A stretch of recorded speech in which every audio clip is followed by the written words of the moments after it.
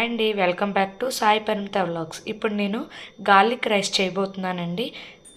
Rice అనేది ఎక్కువ ఉండిపోవడంతో ఏం చేయాలో ఆలోచిస్తూ మా పాపకి ఎలాగో జలుబుగా ఉందని గార్లిక్ రైస్ చేస్తున్నానండి. ముందుగా ఉన్న రైస్ని పొడి పొడిగా ఇలా విడదీసిన తర్వాత ఏం చేయాలో చెప్తాను.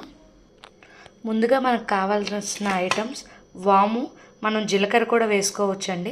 ఈ రైస్ మనకి వర్షం పడినప్పుడు తినాలనిపిస్తుంది. అండ్ ఆల్సో మనకి జలుబు చేసిన పిల్లలకి జలుబు చేసిన ఈ రైస్ అనేది చాలా కొంచెం వేడి చేస్తుంది బాడీకి. మనకు కావాల్సిన ఐటెం వాము, దీని బదులు జీలకర్ర కూడా వాడుకోవచ్చండి. ఎండుమిర్చి మనకు హాయ్ అండి, మా పాపకి ఎంతో ఇష్టమైనది గార్లిక్ రైస్ అండి. రైస్ అనేది చాలా ఉండపడంతో ఏం చేయాలనుకుంటే తనకి ఇష్టమని చెప్పేసి గార్లిక్ రైస్ చేస్తున్నానండి. ముందుగా మనం ఏం చేయాలంటే మనం రైస్ని పొడి పొడిగా ఇలాగా చేసుకున్న తర్వాత చేసుకోవాలి. ముందుగా ఈ ఐటెం మనం తయారు చేసుకోవడానికి గార్లిక్ మనకి అవసరము. అండ్ ఆల్సో మనం వాము అనేది మనకి బాడీని హీట్ చేస్తుంది. మనకు జలుబు ఉన్నా, పిల్లలకి జలుబుగా ఉన్నా, ఏమున్నా బాడీ హీట్గా ఉన్నట్టు అనిపిస్తుంది. నోటికి కూడా చాలా టేస్టీగా ఉంటుంది. మనకు కావాల్సిన ఐటెం వాము తిన్నవాళ్ళు జీలకర్ర కూడా యూస్ చేస్తారు. దాంతోపాటు ఎండుమిర్చి, మనకి ఎంత కావాలో తగినంత వెల్లుల్లిపాయ తీసుకొని చేస్తాము. మనం ఫస్ట్ ఎంత కావాలో అంత ఆయిల్ వేసుకొని